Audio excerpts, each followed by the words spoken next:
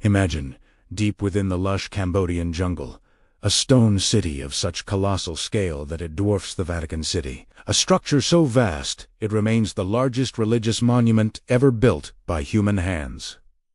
This isn't a fantasy. It's Angkor Wat, a breathtaking testament to the ambition and faith of a lost empire. Its 5 iconic lotus-shaped towers, rising like a celestial mountain range against the horizon, have become synonymous with Cambodia itself, a symbol of national pride etched onto its very flag. But this architectural marvel holds a fascinating secret within its weathered stones, a story of profound transformation, a journey from one major world religion to another. This is the tale of how a temple, born from the heart of Hinduism, evolved to become one of the most sacred Buddhist sites on the planet. The story of Angkor Wat begins in the early 12th century, during the zenith of the mighty Khmer Empire. The visionary behind this monumental undertaking was King Surya, a ruler whose name translates to protector of the sun. His ambition was nothing short of divine: to construct a temple mountain that would serve as his state temple and eventual mausoleum, a physical manifestation of heaven on earth.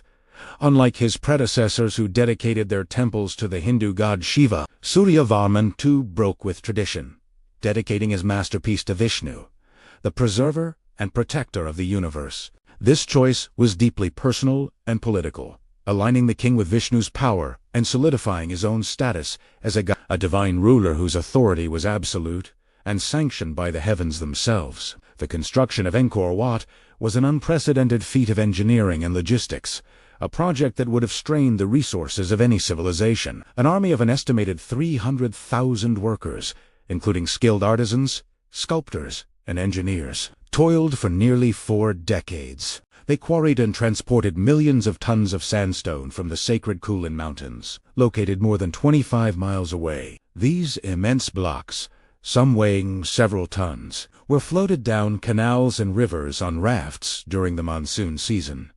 A monumental logistical challenge. The precision of their work is staggering. The stones were fitted together with such accuracy, using a form of vegetable compound as a binder rather than mortar, that the joints are often difficult to discern. The entire complex, enclosed by a massive outer wall and a sprawling moat over 3 miles long, was meticulously designed as a microcosm of the Hindu universe. The central towers represent Mount Meru, the mythical 5-peaked home of the gods, while the moat symbolizes the cosmic ocean that surrounds it. As you walk through its hallowed galleries, the temple's Hindu soul reveals itself in breathtaking detail. The walls are not merely stone. They are a canvas for one of the longest continuous series of bas-reliefs in the world. These intricate carvings stretch for half a mile, depicting epic narratives from Hindu mythology with cinematic grandeur. Here, you can witness the legendary churning of the ocean of milk, a creation myth where gods and demons pull on a giant serpent to extract the elixir of immortality. You can follow the valiant hero Rama in scenes from the Ramayana, or marvel at the great battle of Kurukshetra from the Mahabharata.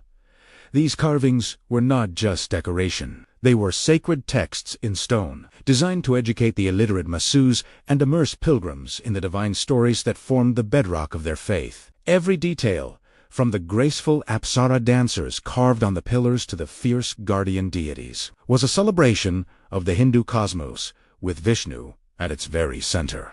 For centuries, this was Vishnu's earthly abode, the heart of Khmer spirituality. However, the winds of change were blowing across Southeast Asia.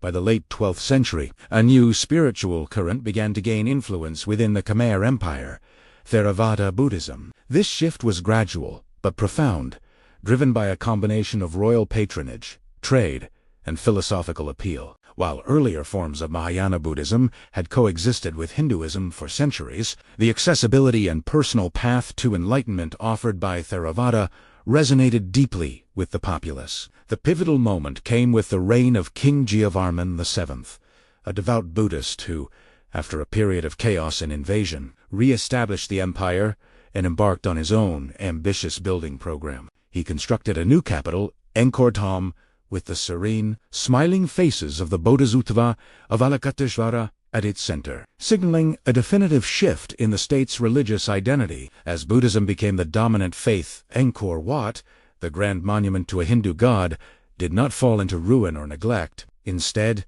it was respectfully and gradually repurposed. The process was not one of violent conversion or iconoclasm, but of gentle adaptation and reinterpretation. Buddhist monks moved into the temple complex, establishing it as a place of active worship and monastic life. Statues of the Buddha were added to the galleries and shrines, sometimes placed alongside the original Hindu deities. The narrative reliefs, once viewed as purely Hindu talis, the battle scenes and epic struggles were seen through a Buddhist lens, as allegories for the internal struggle against desire and ignorance. The figure of Vishnu, the preserver, could be seen as a precursor or a manifestation of Buddhist principles. The temple's fundamental structure as a spiritual mountain, a path of ascension from the earthly to the divine, was a concept that translated seamlessly from Hindu cosmology to Buddhist philosophy. The pilgrimage to the central sanctuary became a journey towards enlightenment. This transformation ensured Angkor Wat's survival and continued relevance.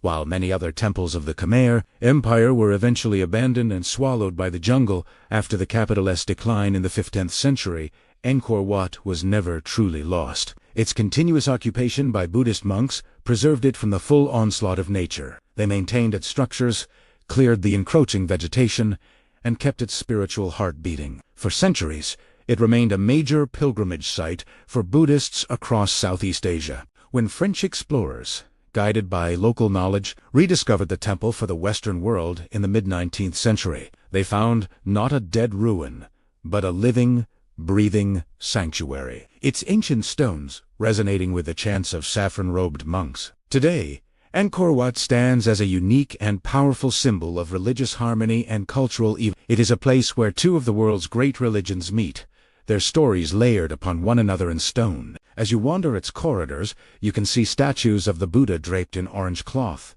sitting in serene meditation within alcoves originally carved for Hindu gods. You will encounter Buddhist pilgrims lighting incense and offering prayers at the feet of Vishnu, paying homage to the site's enduring sanctity. The temple is not just a relic of the past. It is an active place of worship, a UNESCO World Heritage Site, and the proud soul of the Cambodian nation. It reminds us that faith, like the jungle that surrounds it, is not static. It grows, adapts, and finds new ways to express the timeless human search for meaning, creating a layered masterpiece where the past is not erased, but honored and incorporated into a living, evolving present.